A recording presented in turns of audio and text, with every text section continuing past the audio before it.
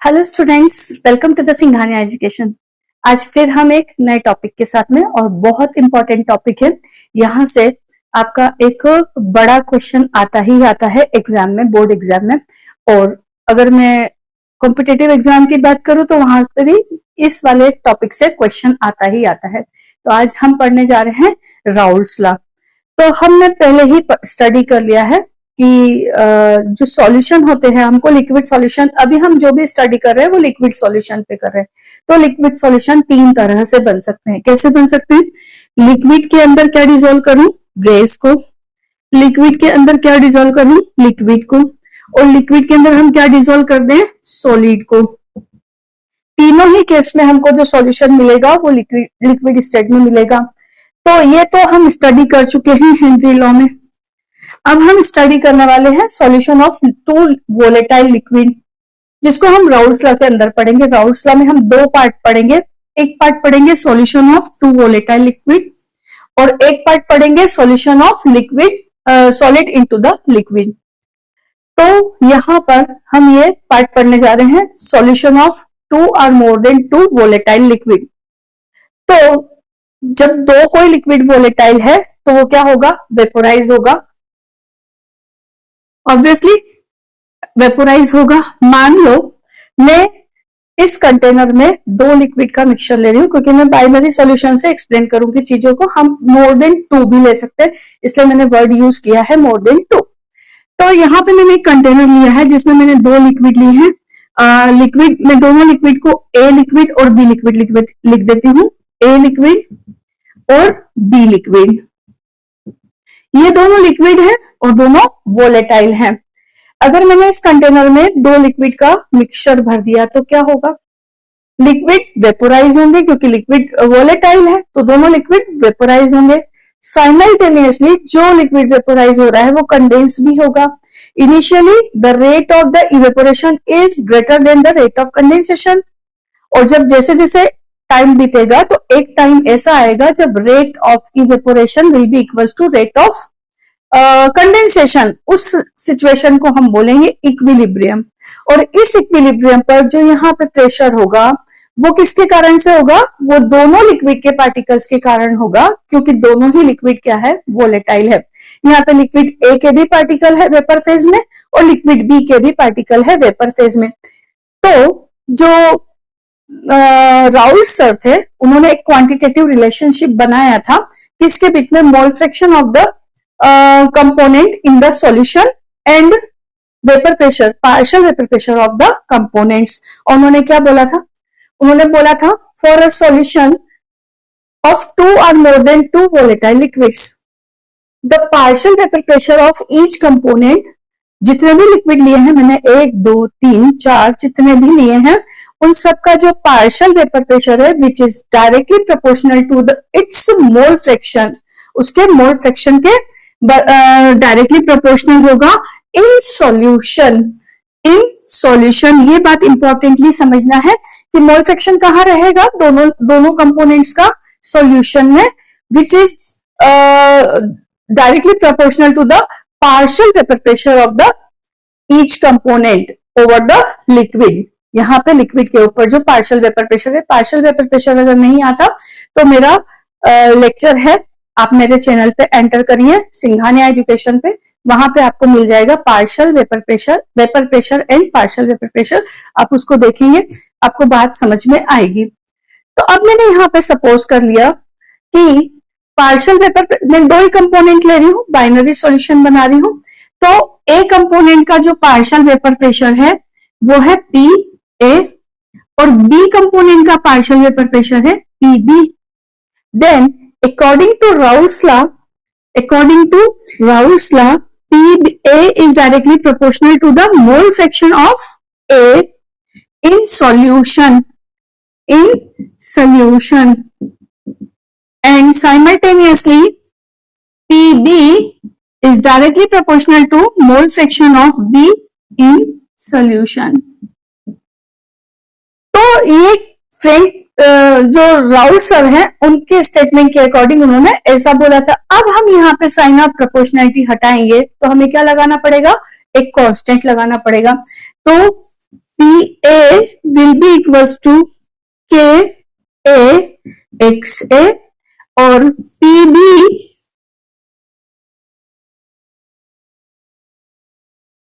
Will be equals to K B X B.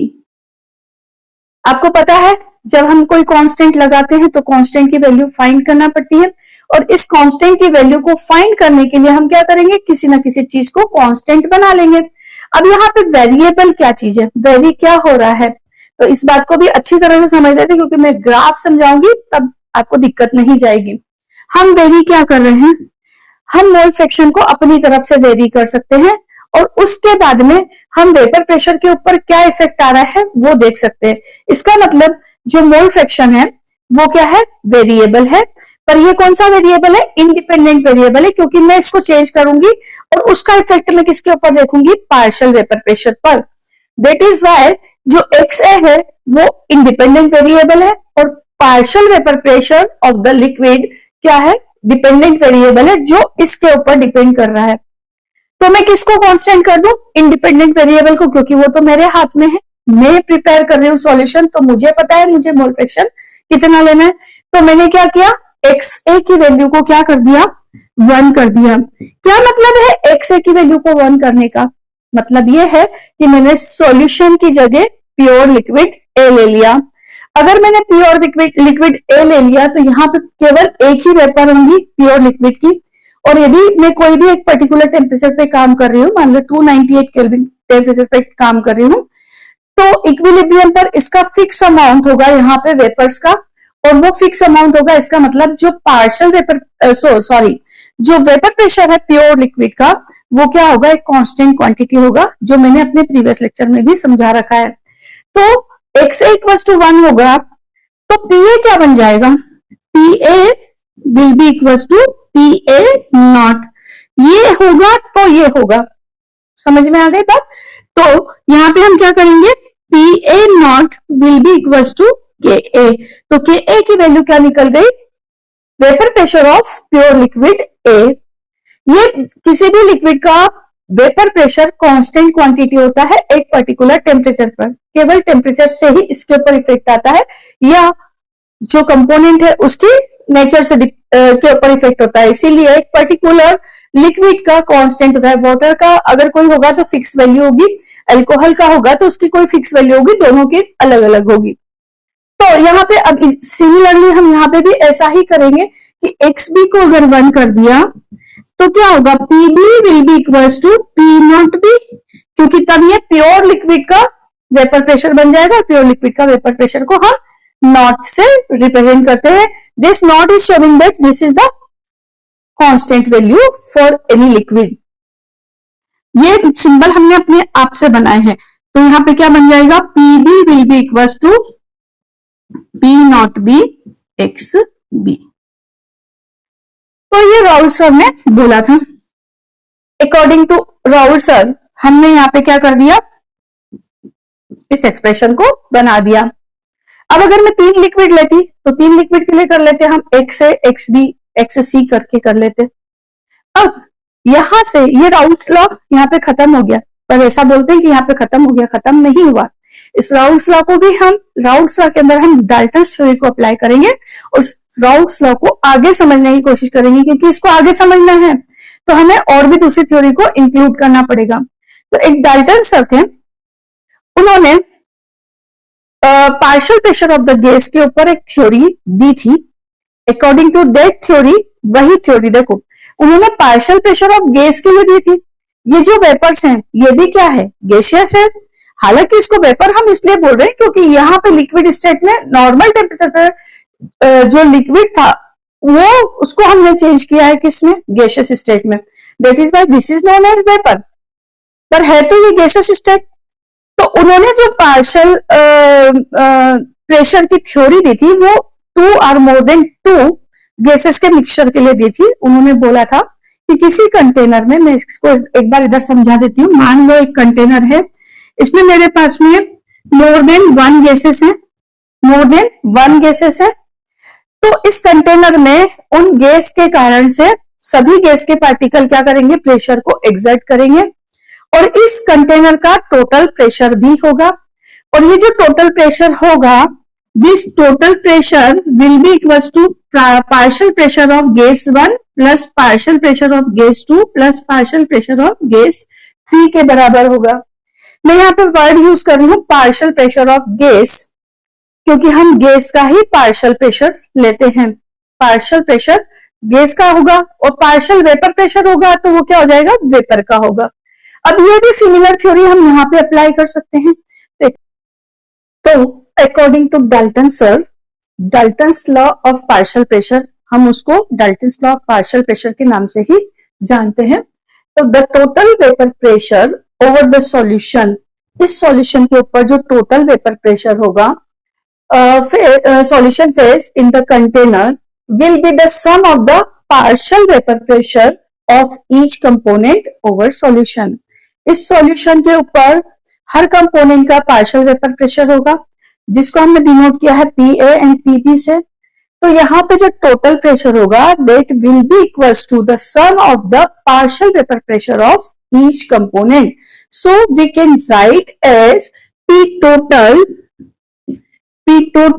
will be equals to PA plus PB। और यहां से अगर हम राउट्स लॉ से PA और PB की वैल्यू को यहाँ पे प्लेस करते हैं तो what we will get, PT will be equals to P naught A x A plus P naught B x B। हालांकि ये x नहीं है, इसको जीटा बोलते हैं, जीटा, लेकिन जीटा बोलने में थोड़ी तकलीफ होगी, इसलिए मैं x ही बोल रही हूं, उससे कोई फर्क नहीं पड़ता हम x बोले या जीटा बोले। तो यहाँ पे क्या हुआ, ये हमको पूरा टोटल प्रेशर मिला। अब बात ये आती है कि हम टोटल प्रेशर क्यों कर रहे हैं मेजर। तो हम टोटल प्रेशर इसलिए मेजर कर रहे हैं क्योंकि किसी भी कंटेनर में अगर मोर देन 1 गैसेस प्रेजेंट हो, या इस कंटेनर में जैसे वेपर प्रेजेंट है, मोर देन 1 वेपर्स प्रेजेंट हो, तो हम उस कंटेनर का क्या फाइंड आउट कर सकते हैं, केवल और केवल फाइंड आउट कर सकते हैं टोटल प्रेशर। तो अगर मान लो मैं इस कंटेनर का प्रेशर जानना चाहती हूं तो मुझे क्या मिलेगा, टोटल प्रेशर। हम कौन सी डिवाइस यूज करते हैं प्रेशर को मेजर करने के लिए, तो आंसर है मैनोमीटर। बैरोमीटर करते हैं एटमॉस्फेरिक प्रेशर को मेजर करने के लिए, और मैनोमीटर हम यूज करते हैं इस किसी भी कंटेनर में गैसेस या वेपर्स प्रेजेंट हो तो उसका प्रेशर मेजर करने के लिए। अगर मैंने यहाँ पे एक मैनोमीटर लगा दिया, if I use a manometer is a device which is U-shaped in which mercury is filled,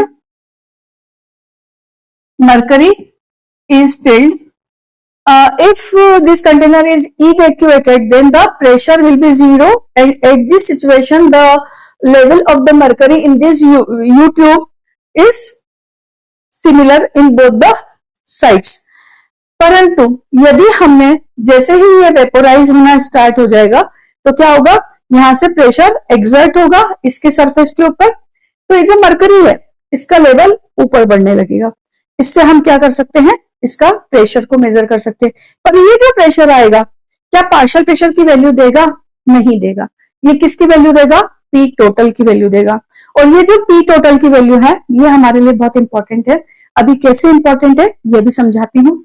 पहले हम ये बात को समझ गए कि यहां से हम क्या मेजर कर सकते हैं, पी टोटल को मेजर कर सकते हैं, और यही हमारा क्या कहलाएगा, राउल्स लॉ। ये राउल्स लॉ से बाहर नहीं है चीज, ये राउल्स लॉ के अंदर ही, बस हमने क्या किया, एक इक्वेशन को अप्लाई किया और इसको थोड़ा सा मॉडिफाई कर दिया उसके एक्सप्रेशन को। कोई भी ये नहीं समझे कि राउल्स लॉ के बाहर है। टीचर समझाने वाले बोलते राउल्स लॉ खत्म हो गया, यहाँ पे खत्म नहीं हुआ, राउल्स लॉ को हमने आगे बढ़ाया है। तो ये हमारा राउल्स लॉ है। अब हम क्या कर सकते हैं, हम इसको थोड़ा सा और मॉडिफाई कर सकते हैं। कैसे मॉडिफाई कर सकते हैं, we know that the mole fraction of two components, अगर हमारे पास में बाइनरी सॉल्यूशन है तो the sum of the mole fraction of two components will be equals to 1, XA plus XB will be equals to 1। तो क्या मैं ऐसा लिख सकती हूं, XA equals to 1 minus XB। क्योंकि हम एक ही कंपोनेंट का अमाउंट को वेरी करके क्या करना चाहते हैं, पता करना चाहते हैं कि उसका वेपर प्रेशर के ऊपर कैसा इफेक्ट आएगा।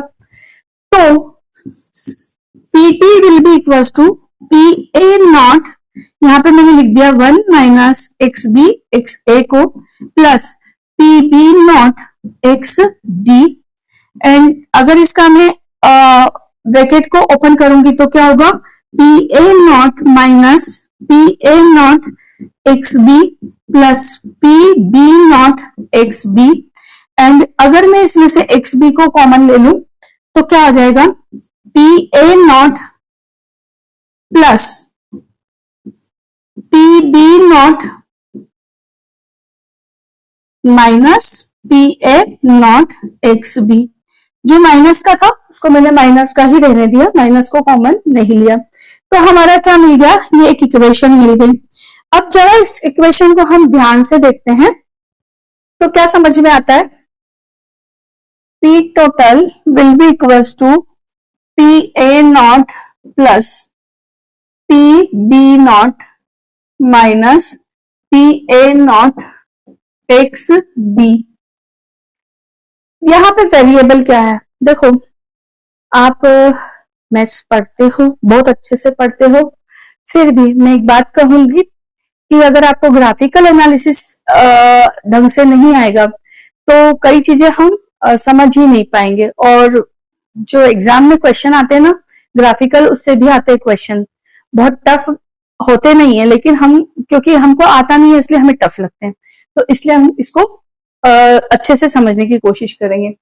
तो देखो यहाँ पे वेरिएबल क्या चीज, क्या पीए वेरिएबल है, पीए नॉट नहीं, पीबी नॉट वेरिएबल है नहीं, ये तीनों क्वांटिटी वेरिएबल नहीं, क्या है वेरिएबल, एक्स बी। और यहाँ पे एक्स बी के ऊपर डिपेंड कर रहा है पीटी, मतलब पीटी भी वेरी कर रहा है, लेकिन एक्स बी वेरी करने के बाद पीटी भी वेरी कर रहा है। इतनी बात समझ में आ गई। अब अगर हम इसको बोल दें कि एक वाई वेरिएबल है जो कि ये सी एक कांस्टेंट है सी, प्लस ये भी एक कांस्टेंट है एम, और यहाँ पे क्या दे रहा है एक एक्स। अगर हम इस तरह का इसका रिप्रेजेंटेशन करें तो क्या ये स्ट्रेट लाइन की इक्वेशन नहीं हो गई? अगर ये स्ट्रेट लाइन की इक्वेशन है, इसका मतलब ये क्या है, इसका मतलब है कि जो टोटल प्रेशर है which is the function of, which is the linear function of partial pressure of one component. अब मैंने यहाँ पे एक्स बी के टर्म में निकाल दिया, एक्स ए के टर्म में निकालेंगे तो एक्स ए के टर्म में निकल जाएगा। तो किसी भी वन टर्म के, किसी भी वन कंपोनेंट के पार्शियल प्रेशर के क्या होता है, लीनियर फंक्शन होता है, मतलब उसके अंदर लीनियरली चेंज होता है। अब लीनियरली चेंज क्या होता है, अभी 9th क्लास का मैथ्स का कोर्स चेंज हो गया है, उसमें इस बात को बहुत अच्छी तरीके से समझाया है कि लीनियर चेंज क्या होता है। तो मैं 9th क्लास के लेक्चर भी बनाती हूँ, अगर आपको ये देखना है तो मेरे 9th क्लास के लेक्चर की प्लेलिस्ट में देख लेना। तो यहाँ पे क्या हुआ, ये लीनियर चेंज है, मतलब यदि मैं मोल फ्रैक्शन और पार्शियल टोटल प्रेशर के बीच में ग्राफ प्लॉट करूं तो मुझे क्या मिलेगा, एक स्ट्रेट लाइन मिलेगी। क्यों? क्योंकि ये एक स्ट्रेट लाइन की इक्वेशन है। अब अभी हमने अलग अलग कंपोनेंट की इक्वेशन लिखी थी, क्या लिखी थी, P A will be equals to P naught A X A, P B will be equals to P naught X B. ये इक्वेशन भी तो क्या है, ये इक्वेशन भी इसको फॉलो कर रही है। यहाँ पे सी क्या है, constant, y equals to M X को फॉलो करती है, तो ये भी क्या है, एक स्ट्रेट लाइन की इक्वेशन है। इसका मतलब इनको भी मैं प्लॉट करूंगी तो स्ट्रेट लाइन मिलेगी, मतलब जो पार्शियल वेपर प्रेशर होता है which is also the linear function of the mole fraction of that component, उसके मोल फ्रैक्शन के क्या होता है, लीनियर फंक्शन होता है, मतलब हमको क्या मिलेगी, एक स्ट्रेट लाइन मिलेगी। एक इंपॉर्टेंट बात है, क्योंकि इसी के बाद हम पार्शियल वेपर हम देखेंगे कि इसका ग्राफ कैसे कर्व में चेंज होता है, तो ये जो लीनियर की बात है वो समझना बहुत जरूरी है। तो यहाँ पे अब हम ग्राफ प्लॉट करेंगे और कंक्लूजन निकालेंगे राउल्स लॉ का।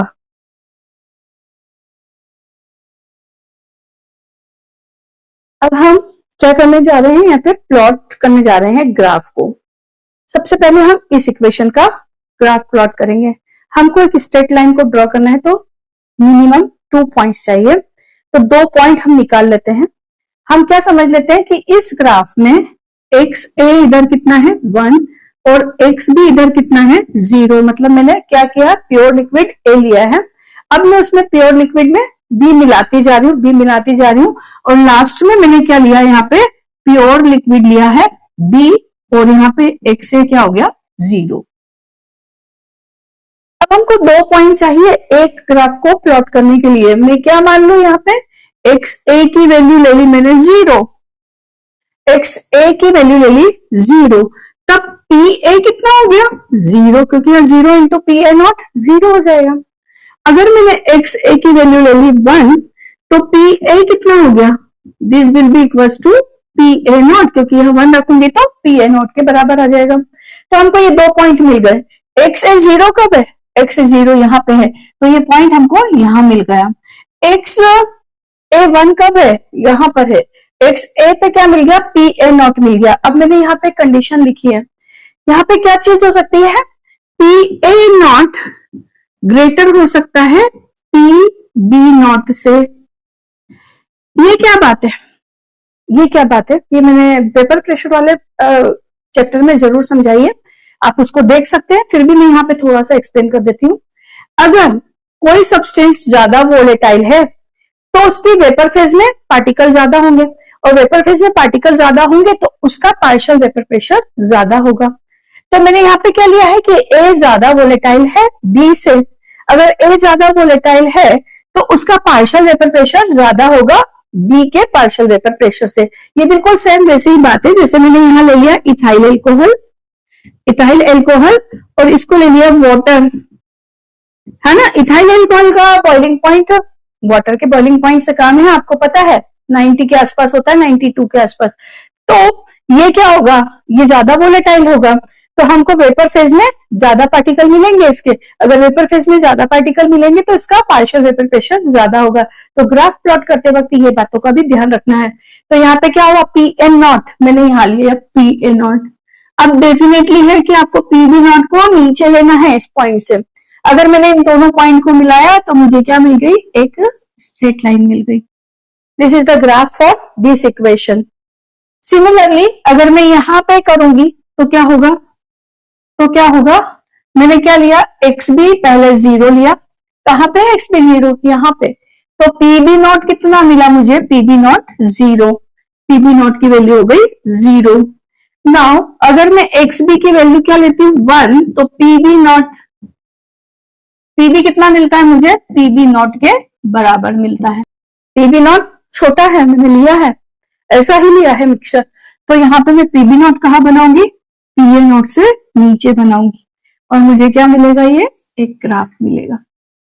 अब अगर हम ये जो ग्राफ है इसको दोनों पॉइंट्स को मिला देंगे तो this is the graph for solution, क्योंकि हमने ए कंपोनेंट और बी कंपोनेंट मिलाया है, उसके सॉल्यूशन का जो ग्राफ होगा वो भी लीनियर इक्वेशन हमको मिल रहा है, ये यहाँ पे लीनियर इक्वेशन है। तो इस तरह से हमने इस ग्राफ को प्लॉट कर दिया। अब ये जो लाइन मैंने प्लॉट की थी, वो ये वाली लाइन प्लॉट की थी वो मैंने इससे की थी, तो ये ग्राफ किसके लिए है, P A will be equals to P A naught X है, और ये वाला ग्राफ किसके लिए है, P B will be equals to P B naught X B, और ये वाला ग्राफ किसके लिए है, ये है P total will be equals to P A naught plus P B naught minus P A naught X B. अब अगर देखो यहाँ पे ये ग्राफ, देखो 2 ग्राफ दिए हो सकते हैं, आप कंफ्यूजन में ना हो इसलिए मैंने दोनों ग्राफ को एक्सप्लेन कर रही हूँ।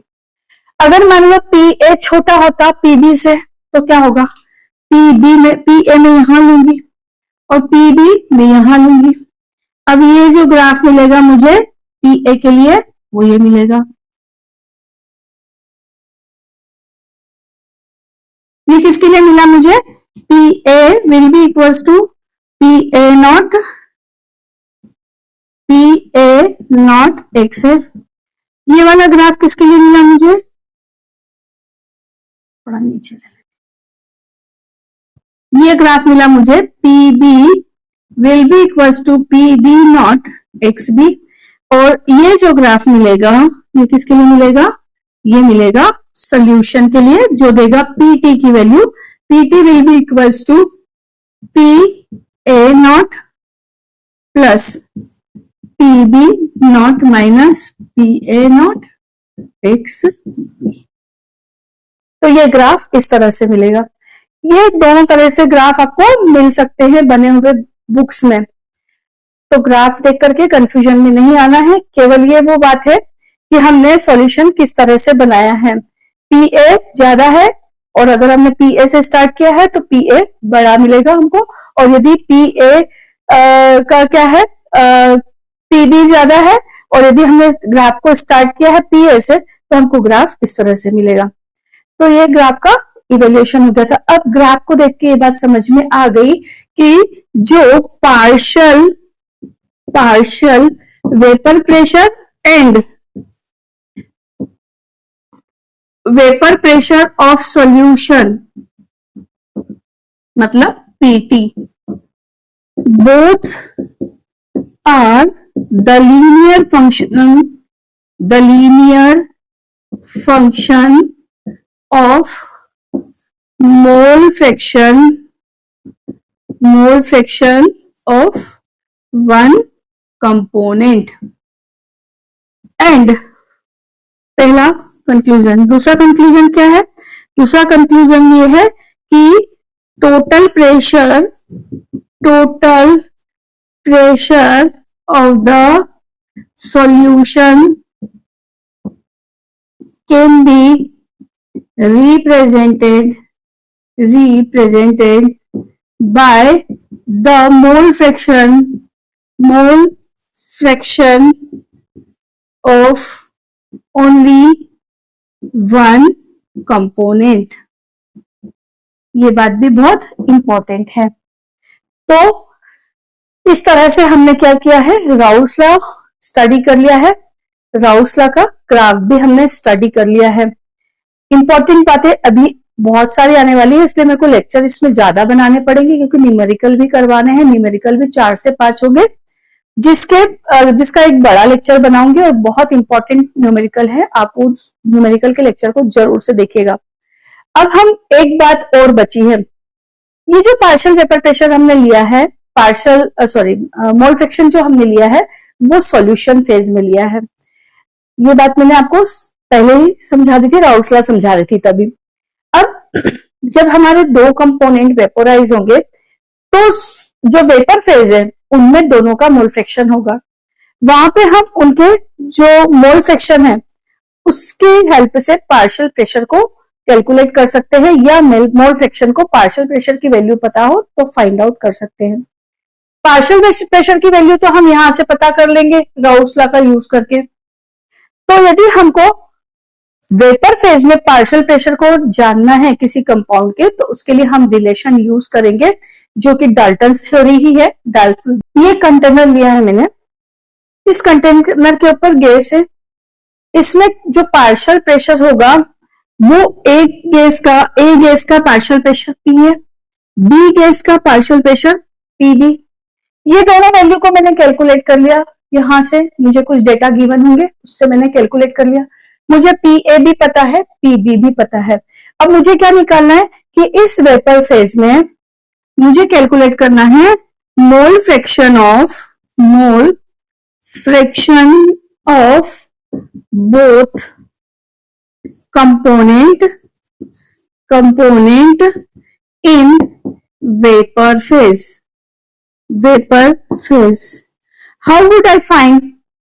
इसका पी टोटल भी मुझे पता है। पी टोटल तो हम एक्सपेरिमेंटली फाइंड आउट कर सकते हैं मैनोमीटर लगा के, तो पी टोटल भी मुझे पता है, ये भी पता है मुझे, ये भी पता है, ये भी पता है। तो इन तीनों की हेल्प से मैं मोल फ्रैक्शन की वैल्यू कैलकुलेट कर सकती हूँ इस वेपर फेज में, गैसियस फेज में दोनों कंपोनेंट की।